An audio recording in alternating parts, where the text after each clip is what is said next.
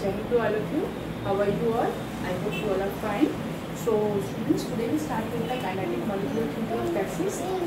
In molecular theory of gases, we are going to study about कि gases जितनी भी gases हैं, why they follow the ऐसा क्या था that they follow the gas law. Fine. Experimental basis पर हर gas ने अपने आप को प्रूव करा. फाइन.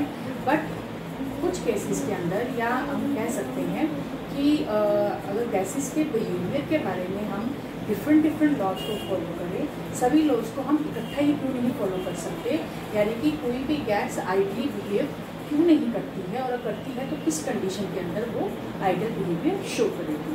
ठीक. Then molecular theory of gases हमें बहुत सारे ऐसे एजम्पशंस देती है जो सिर्फ आइडियल गैस के लिए ही वैलिड है.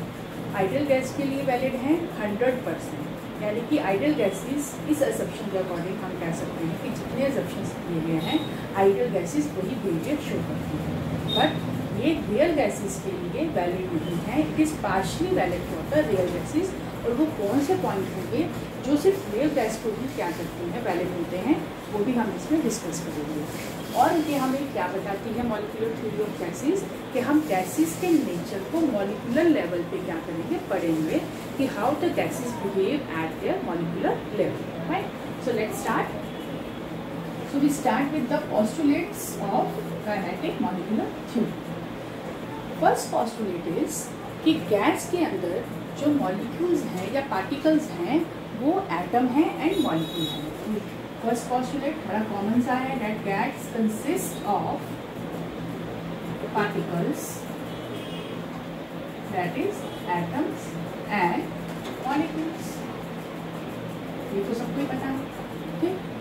Second postulate, it is again very common, that molecules of same gas are identical in all respect. यानी कि अगर गैस सेम गैस के जो मॉलिक्यूल्स हैं वो सभी बेसिक क्या होगा, सेम होगी, जैसे कि उनका साइज, मास. ठीक है, ये क्या होगा, उनका सेम होगा. ये तो बड़े दो कॉमन से सिंपल से पॉइंट है. नाउ द थर्ड पॉइंट क्या कहता है कि जो गैस पार्टिकल्स हैं या जो गैस के अंदर जो कोलिजन्स होती हैं वो कैसी होती है, इलास्टिक. थर्ड पॉइंट बताता है कि gas particles are you can से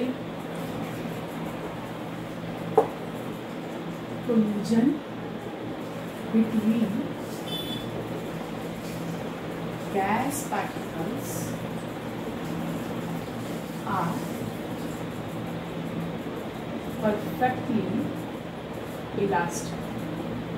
अब इसका क्या मतलब है, इलास्टिक का मतलब है कि जैसे कोई फ्लेक्सिबल टाइप. इलास्टिक मीन्स हम ऐसे कह सकते हैं, इलास्टिक अगर हम इस टर्म में डिफाइन करें तो ये टर्म आती है हमारे मोमेंटम से रिलेटेड एंड काइनेटिक एनर्जी से रिलेटेड. मतलब कि जो कोलिजन होती है गैस पार्टिकल्स की वो कैसी होती है, परफेक्टली इलास्टिक. यानी कि when the particles hit with wall of container के साथ हिट करेंगे, हिट करने के बाद there is no loss of kinetic energy. ये पॉइंट के थर्ड पॉइंट ये डिस्कस करता है कि अगर पार्टिकल है, ठीक है, गैस का कोई पार्टिकल है वो यहाँ हिट करता है तो हिट करने के बाद भी जिस काइनेटिक एनर्जी से वो हिट करेगा उसी एनर्जी से क्या है, इट गो बैक, और उसमें कोई भी लॉस नहीं होगा. इवन जो मोमेंटम है वो भी क्या रहेगा, कंजर्व रहेगा. मोमेंटम में लॉस नहीं होगा, मोमेंटम चेंज होगा. मोमेंटम चेंज होने का मतलब है कि if particle hit with the mu velocity या mv वेलोसिटी से हिट करता है तो जब वो वापस आएगा तो ये वेलोसिटी कैसे हो जाएगी, mv, यानी कि माइनस साइन. तो इसमें क्या है कि इसमें थोड़ा सा चेंज आएगा. You can't say there is a loss, there is a change, but kinetic energy में भी कोई लॉस नहीं आएगा. इट मीन्स कि जब गैस गैस के पार्टिकल्स होते हैं वो कैसे होते हैं, इलास्टिक होते हैं। जितना स्ट्रांगली वो हिट करेंगे उतनी ही एनर्जी से क्या है, they come back, right. Then fourth point again related somewhat with the collision between the gas particles. तो अब यहाँ पे जो फोर्थ पॉइंट हम डिस्कस करेंगे वो क्या क्रिएट करता है, प्रेशर। जो गैस का प्रेशर क्रिएट होता है, pressure is due to collision. क्योंकि कोलिजन कैसी है, इलास्टिक है, यानी कि उसमें क्या रहती है, काइनेटिक एनर्जी कंजर्व रहती है। तो pressure is also due to the collision of molecules. अब कोलिजन ऑफ मॉलिक्यूल्स तो हम कह सकते हैं कि जो प्रेशर है वो डायरेक्टली प्रोपोर्शनल है to the number of molecules of gas particle. अब इसका क्या मतलब होगा कि जितने ज़्यादा नंबर ऑफ मॉलिक्यूल्स होंगे, अगेन जैसे हमने यहाँ पढ़ा कि मोमेंटम, तो मोमेंटम कब अराइज करेगा, मोमेंटम अराइज करेगा तो किससे रिलेट करेगा, फोर्स से। मोमेंटम का जो रिलेशन है वो किससे है, फोर्स से। तो जब यहाँ पे पार्टिकल हिट करेगा यहाँ पे किसी मोमेंटम के साथ, तो वो एक पॉइंट पे फोर्स लगाएगा, तो वो फोर्स क्या होगी, पर यूनिट एरिया। तो फोर्स पर यूनिट एरिया किसके इक्वल होता है, प्रेशर। तो यानी कि जो गैस के कंटेनर में प्रेशर क्रिएट हो रहा है, it is due to the collision of molecules. That's why I write pressure of a gas is directly proportional to the number of molecules of a gas particle. यानी कि जितने ज़्यादा molecule gas के अंदर ज़्यादा होंगे उतना ज़्यादा क्या करेंगे, वो प्रेशर क्रिएट करेंगे। ठीक है, this is about the fourth point. Please look at the point.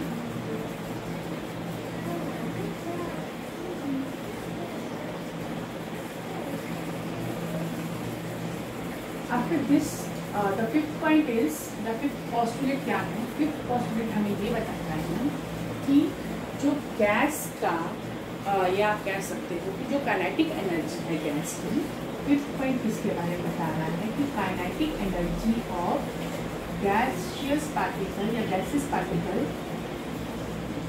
या particle of gas, kinetic energy of particle of gas is directly related to absolute temperature। Absolute temperature, क्योंकि हम यहाँ पे टेम्परेचर किसमें पढ़ते हैं, कैलोरीज में। तो दैट्स वाई जो काइनेटिक एनर्जी है पार्टिकल ऑफ गैस की वो किससे रिलेट करती है, एब्सोल्यूट टेम्परेचर से। ठीक, अब इसका क्या मतलब है, नॉर्मली इसका ये कहने का इस पॉस्टुलेट को ये कहना चाह रहा है कि जैसे हम टेम्परेचर इंक्रीज करेंगे उतनी ही मॉलिक्यूल्स की क्या होगी, काइनेटिक एनर्जी ज़्यादा होगी। जितना काइनेटिक एनर्जी ज़्यादा होगा उतना ही क्या करेगा, वो प्रेशर क्रिएट करेगा। और जितना प्रेशर क्रिएट करेगा, यानी कि प्रेशर और टेम्परेचर क्या हो गए, एक दूसरे के डायरेक्टली रिलेशन में आ गए, जो कि शायद कहीं ना कहीं हमने गैलूसिक लॉ में भी यही चीज़ पढ़ी थी। गैलूसिक लॉ में भी हमने यही पढ़ा था कि जब वॉल्यूम कांस्टेंट होता है तो प्रेशर और टेम्परेचर क्या होते हैं, दूसरे के डायरेक्टली प्रोपोर्शनल। तो वही चीज़ यहाँ पे ये कंसीडर कर रहा है कि जब गैस पार्टिकल की काइनेटिक एनर्जी इंक्रीज करेगी, काइनेटिक एनर्जी इंक्रीज करने का मतलब है प्रेशर इंक्रीज करना, और जब प्रेशर इंक्रीज करता है तो इसके बिहाफ पे इंक्रीज करता है टेम्परेचर के। तो कहीं ना कहीं ये आइडियल बिहेवियर हमें ये प्रूफ कर देता है कि जो का जो गैलूसिक लॉ है, it is also part of an ideal gas. ठीक है, तो this is about the fifth point. Now we are going to discuss about the sixth point, kinetic energy के। ये जो सिक्स पॉइंट है it is very very important point, क्योंकि six और जो सेवन्थ पॉइंट है ये दो पॉइंट्स आपको आइडियल गैस के ऊपर के वैलिड से they are valid on the 100% validity होगी, लेकिन not for the real gas. ठीक है, आइडियल गैस के लिए तो वैलिड होंगे ये दो पॉइंट्स, लेकिन रियल गैस के लिए इनकी वैलिडिटी नहीं है। बाकी सारे पॉइंट्स तो आइडियल गैस के लिए वैलिड है ही, ठीक, लेकिन रियल गैस की क्या थे, ये पार्शली वैलिड थे। अब वो कहाँ पे कंसिडर होते हैं, देखिए। अब सिक्स पॉइंट क्या कहता है कि जो वॉल्यूम है गैस का, volume of molecules of gas particles volume of molecules of gas particle, volume of molecules of gas is negligible as compared to volume of gas. अब इसका क्या मतलब हुआ? So please read this line carefully, then I will explain this point.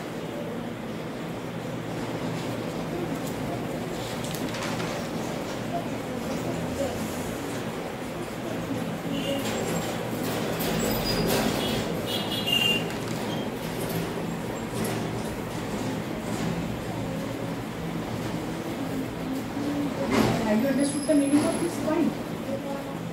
Yes, I make you understand this point. क्या कहना चाह रहा है? इस पॉइंट के अकॉर्डिंग क्या था कि volume of molecules of gas. अब ये जो वॉल्यूम है मॉलिक्यूल ऑफ गैस का है, ये कौन सा है? This is the actual volume. इसे हमने एक्चुअल वॉल्यूम क्यों कंसिडर करा है? मॉलिक्यूल ऑफ गैस को हमने एक्चुअल वॉल्यूम क्यों कंसिडर करा है? It is due to reason कि अगर हमारे पास दिस इज अ रूम, ठीक है, ये हमारे पास दो रूम है.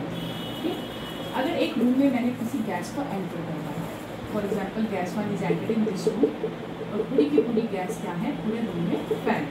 तो इसे हम क्या कहेंगे? This is the volume of gas, जो कि हमने पढ़ा हुआ है कि गैस का वॉल्यूम क्या होता है? The container in which contain, that is the, जो उस कंटेनर का वॉल्यूम होगा वो उस गैस का वॉल्यूम होगा.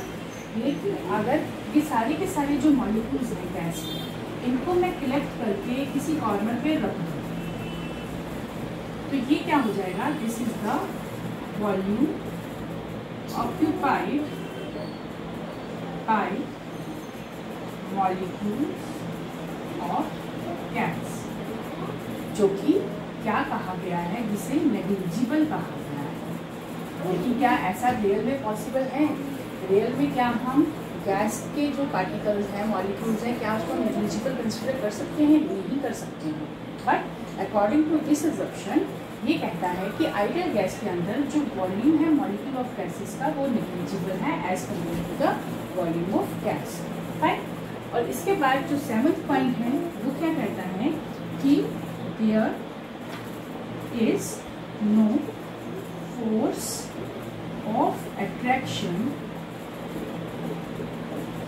या फिर intermolecular force exist between gas molecules. अब ये जो पॉइंट है ये भी कुछ अटपटा सा पॉइंट है. ये क्या, अगर ऐसा कुछ होता तो हम गैसेस को लिक्विफाई नहीं कर सकते. बट ये पॉइंट भी किसके लिए वैलिड है? आइडियल गैस के लिए. कि आइडियल गैस के अकॉर्डिंग जो पार्टिकल्स हैं, गैसेस मॉलिक्यूल्स हैं, उनके बीच में अट्रैक्टिव फोर्स नहीं होती है. There is no force of attraction between the gases molecule. So these two points, सारे के सारे पॉइंट्स आइडियल गैस के लिए वैलिड हैं, वेरिएबल हैं. लेकिन ये दो पॉइंट्स जो हैं ये क्या कहते हैं? ये रियल गैस के लिए वैलिड नहीं है. ठीक है, कुछ पॉइंट तो रियल गैसेस फॉलो कर ही लेती हैं इनके अंदर. जैसे मैंने बताया कि ये जो थ्योरी है ये 100% वैलिड है. किसके लिए? आइडियल गैस के लिए. लेकिन पार्शली किसके लिए है? रियल गैस के लिए. इट मीन्स के रियल गैसेस कन्वर्ट बिहेवियर को शो करती हैं, लेकिन इन दो पॉइंट्स के रियल गैस क्या है? अगेंस्ट है. ये पॉइंट्स उसको वैलिड नहीं है. लेकिन बाकी सारे के सारे पॉइंट्स क्या हैं? कहीं ना कहीं वो उनको वैलिडिटी मानती है. बट एक पॉइंट्स को वैलिड नहीं मानती है. ये सिर्फ आइडियल गैस के लिए वैलिड है. रियल गैस के लिए ये वैलिडिटी शो नहीं करती है. क्यों नहीं करते हैं? यहीं से you can differentiate between the ideal and real gas. ठीक, सो ये दो पॉइंट्स तो आपको क्लियर होने चाहिए. पहला पॉइंट कि जो वॉल्यूम ऑफ गैस है और वॉल्यूम ऑफ मॉलिक्यूल है, इसके अकॉर्डिंग क्या था कि जो पार्टिकल्स हैं वो इतने छोटे हैं, they act as a point mass. Actual में ये क्या कहता है कि जो गैस के पार्टिकल्स हैं, जो पॉइंट मास है, वो इतने छोटे हैं कि अगर हम सबको इकट्ठा करके किसी कॉर्नर पर रख दें तो जो उनका एक्चुअल वॉल्यूम है उसे हम नेग्लिजिबल कर सकते हैं. उस वॉल्यूम को हम जीरो कह सकते हैं आइडियल गैस के अकॉर्डिंग।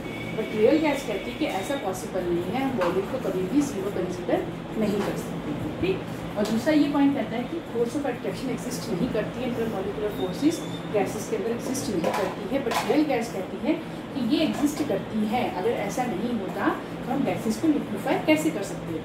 ठीक। So these 2 points are, you can say, give rise to the deviation of real gas from the ideal behavior and differentiation between the real and ideal gas. Right? So सबसे पहले deviation पे जाने से पहले we are going to do the difference between real and ideal gas. अब ideal gases कौन सी होती हैं? The gases follow या obey, follow the gases which obey PV is equals to nRT। ये कौन सी गैस इक्वेशन है हमारी? Ideal gas equation. तो जो गैसेस इसको फॉलो करेंगी या obey करेंगी वो कौन सी होंगी? Ideal gases. और रियल गैसेस या फिर नॉन आइडियल गैसेस कौन सी होंगी? वो गैसेस होंगी which do not obey PV is equals to nRT at ordinary conditions।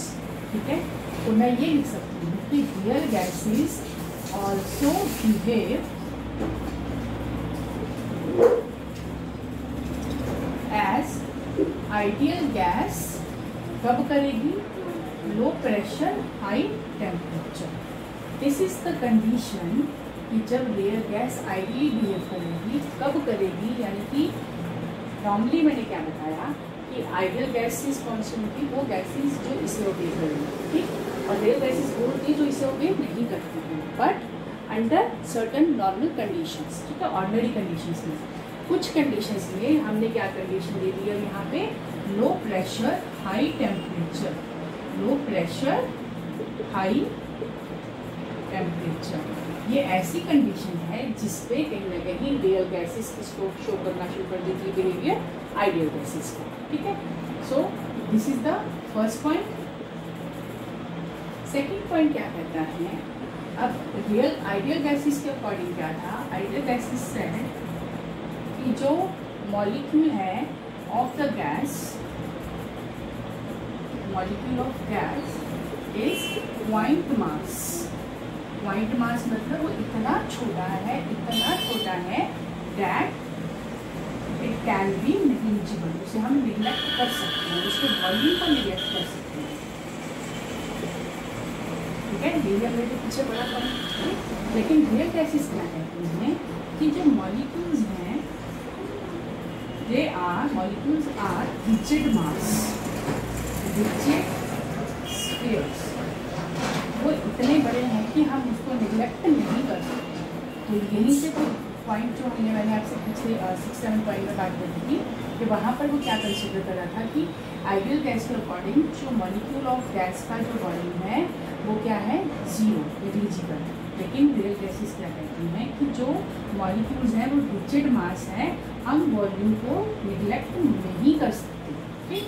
Then third point जो हमें बताता है कि जो मैंने अपने आइडियल उसमें पोस्टुलेशन में पढ़ा था ये लास्ट पॉइंट कि there is no force of attraction.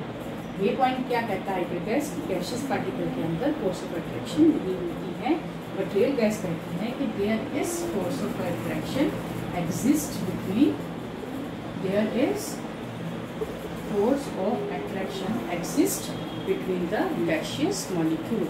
That's why we can liquefy the gases. Right? So these are the 3 points जो हमें क्या बता रही हैं कि रियल गैस और आइडियल गैस में क्या डिफरेंस है। बट यू शुड रिमेंबर कि जो रियल गैसेस हैं वो आइडियली कब शो करती हैं behaviour? At low pressure high temperature. Right? So this is about the difference between real and ideal gas along with the postulation of kinetic molecular theory of gas.